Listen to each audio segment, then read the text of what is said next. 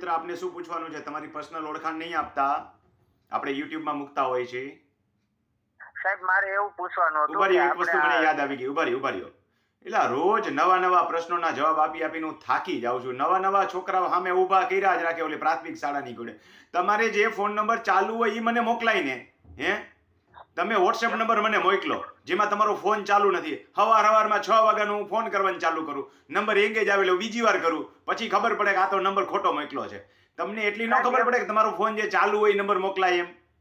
સાહેબ મારો ફોન ચાલુ જ હતો, ઈ જ કાર્ડ આવડું આ જ કાર્ડ હું વાપરું છું, પણ મારો ફોન કાલ પડી ગયો ને એટલે ઓલું ડિસ્પ્લે ઉડી ગયું એટલે મેં બીજા ફોનમાં ચડાવ્યું તો એમાં મારું વોટ્સઅપ ચાલુ પણ એમાં લખી નખાય ને કાલ ડિસ્પ્લે ઉડ્યો તો આજ તો ફોન હું આજ કરું છું. તમારે એમાં આજ જેમ મને મેસેજ નવો નંબર લખ્યો એમ પેલા નહોતા લખી શકતા?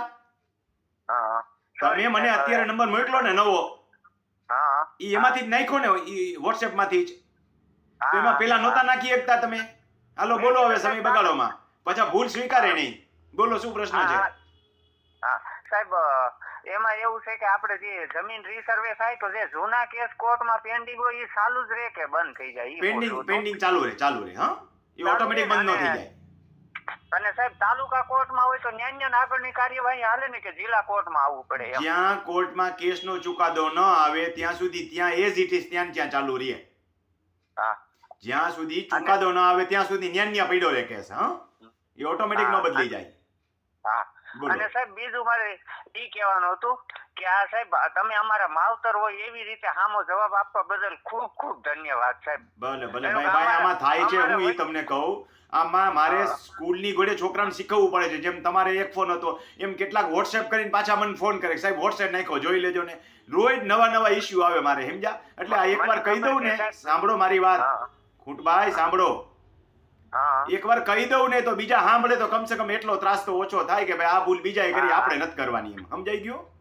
આમાં કોઈને ધખવા માટે નથી હોતું, નવું શીખવા માટે હોય છે.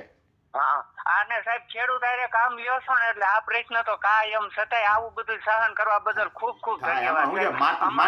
માટલાને ટીપતા રહીએ એટલે થોડુંક મજબૂત થતું જાય ને. જેટલું ટીપીએ એટલું જાજુ મજબૂત થાય. સાહેબ અમારા એડવોકેટ ને અમે પૈસા આપતા હોય ને છતાંય તમારી જેમ એના કોઈથી સામે આલીને મેસેજ, અને તમે રાઈટમાં તો રાઈટમાં 3 વખત અમને સામા મેસેજ કરો એમ. એ આપણે સેવાનું કામ લીધું છે ભઈલા. આમાં શું છે, જો હોટલમાં રોટલામાં આટલો ફેર હોય, જ્યાં અલગ ધણીની 52 ગજની 51 ગજની ધજા ફરકતી હોય ને, 52 ગજની ધજા, ત્યાં 24 કલાક રોટલો ચાલુ હોય. જયારે હોટલ હોય ત્યાં ટાઈમ થઈ જાય એટલે બંધ થઈ જાય ને. એટલે આપણે 52 ગજની ધજા ફરકાવવાનું ચાલુ કર્યું છે, સમજાણું? હા સાહેબ, 52 ગજની ધજા હોય એમાં કોઈ ફેર નહીં. આવું કામ તો કોઈ ન કરી શકે ને, એમાં ખાસ કરીને વકીલોની દુનિયામાં એમ. હવ નો ધંધો છે ને ભાઈ. હાલો, આપણે કોઈ ટીકા નથી કરવી. ભલે ભાઈ, હા આવજો. ખેડૂત મિત્રો, તમારે તમારો વોટ્સએપ નંબર બંધ હોય તો તમે પહેલા તમારો ફોન નંબર નાખી દો કે આ નંબરમાં ફોન કરો. નકર હું વોટ્સએપમાં જે નંબર હશે એમાં જ ફોન કરીશ, નેચરલી છે. બીજા નંબરમાં વોટ્સએપ કરીને પાછા મને ફોન નહીં કરતા કે સાહેબ વોટ્સએપ નાખી દીધો જોઈ લ્યો. આજ ફોન ન આવ્યો હોય તો આજ ફોન ન કરતા, કાલે વારો આવી શકે.